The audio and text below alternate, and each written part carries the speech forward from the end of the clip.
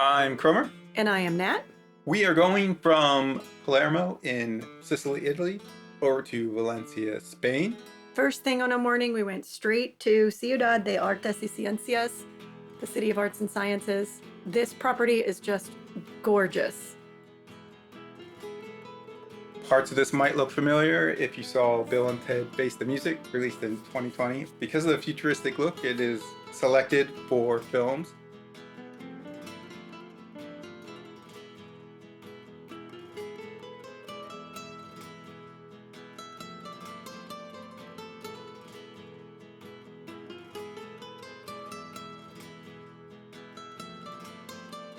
You'll see that some of these areas are empty and some of the pools are empty because there was a lot of maintenance and repair going on this day, which was nice for us because it was easy for us to get around. And under these reflection pools are just thousands and probably millions of tiles. L'Hemispheric is the gorgeous building in the middle. It is also referred to the Eye of Knowledge. The statues around here are part of an exhibition by artist Igor Mitoraj.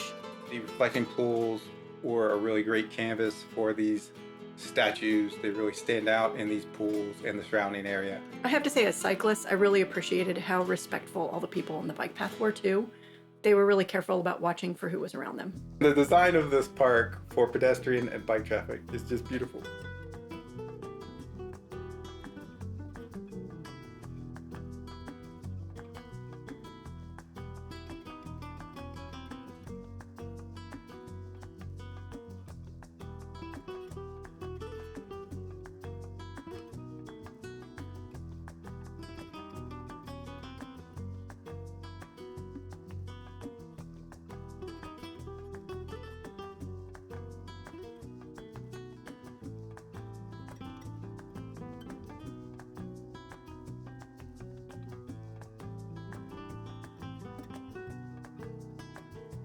Another shot of l'Hémisphère.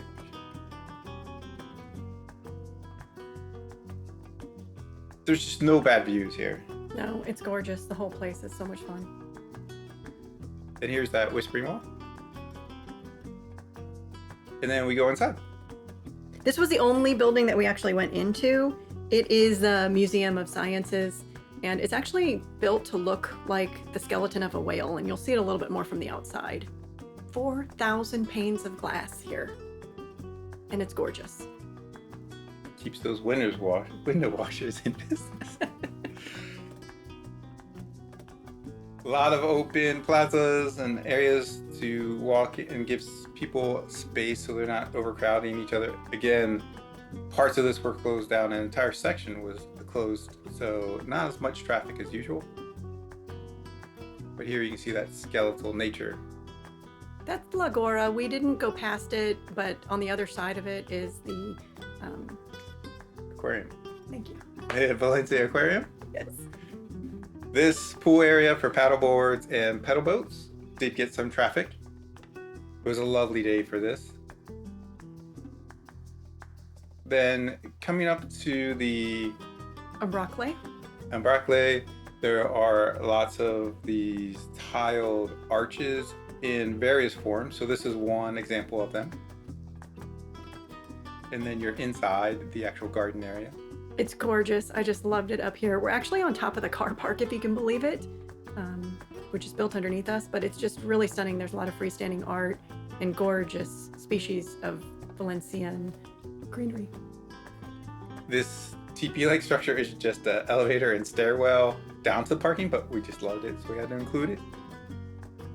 And another example of the arched tile work or cylindrical tile work in this example.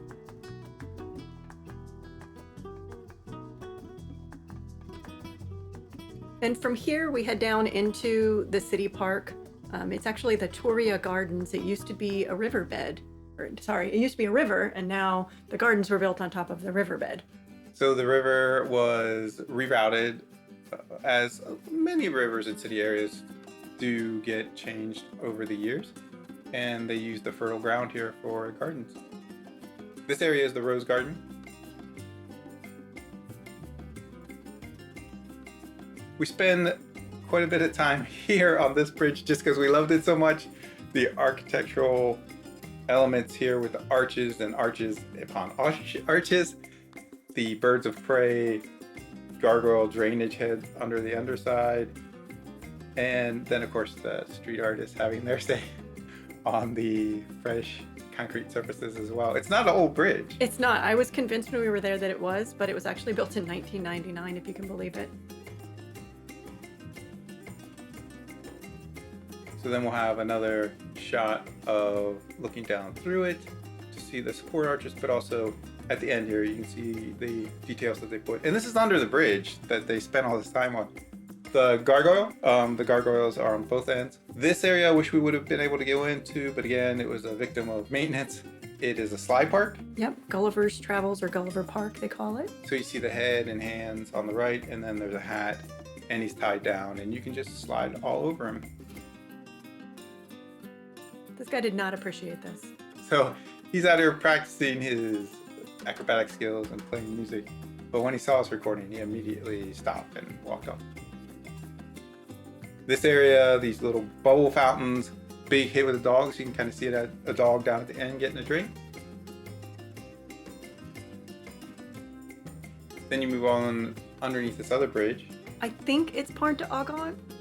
And there is, at the end of this, there was a little book nook back where those people are walking. They're actually looking at it. So you can see back in there, there's an area with books. And then we go into this lime orchard. There were quite a few of the lime trees spread throughout, but this was just a really nice little cluster. Right. I don't know if you're allowed to pick them. We did not. And then the beautiful Pont del Mar. This is the oldest bridge we saw. It was built in 1591 to replace a wooden bridge. And it really was the main thoroughfare into the port for hundreds of years until the 30s when they made it a pedestrian bridge. Then we're moving towards the historic district. You can see this roundabout with the well-designed pedestrian and bicycle paths. It's a common feature in Europe to have well laid out roundabouts, but this is a really good example of it, and the pace of life there I think shows in that roundabout. This Carrera de Colón is just the street of Colón. Calle and Carrera are just different names for street, avenue, like based on directions. We happened upon this huge Moreton Bay fig, also known to some of us as banyans. It's just gorgeous. It's hundreds of years old, and the roots are just amazing.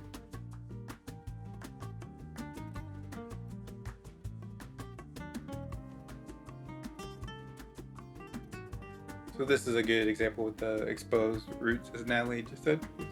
It's one of the identifying features of this type of tree. Yeah, these are aerial roots.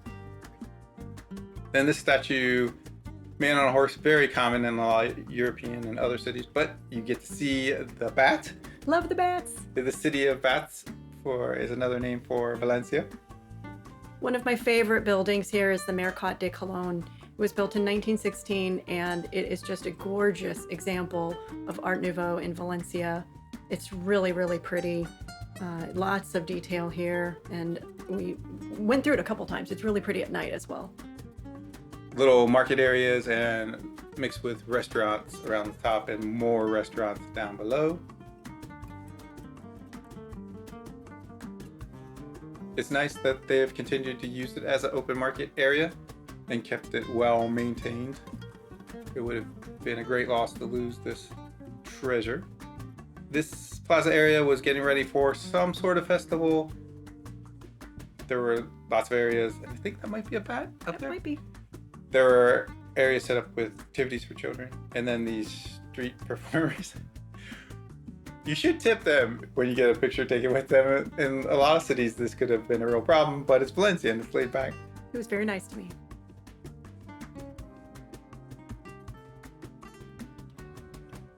These misters are a great example of when they work because there was low humidity and this really cooled down the area. And the children just love them, as do the adults.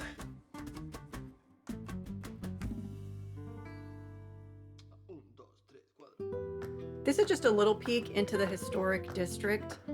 It's gorgeous, but we didn't spend a lot of time there. Yeah, so you see an example of some of the restaurants and shops, and then this cathedral. The Valencia Cathedral. And it's easy to go the whole way around this because of the large thoroughfares and get good sight lines of all of the architecture. Coming around the front, and it was closed, so we probably wouldn't have gone in anyway, but it was closed. And then the highlight here, the kitty cat on a leash. Oh, he's so cute. Doing his little gargoyle impression. His head looks quite like those gargoyles on the side stretched out. This plaza has like polished granite tiles. And then that beautiful fountain in the middle, Font de Toria. We had some shots here of the hotel. We get asked a lot about the food and lodging, and I know we don't do a great job of it sometimes, but here's a shot of the hotel. Definitely a nice place to stay, Hotel Di Mar, if you're looking for a place in Valencia. We ended here with just a time lapse of the sunset, which was beautiful. Luckily, we had 2 really pretty evenings here, but we did only have 1 day. I really look forward to going back and exploring more of Valencia. It was just gorgeous.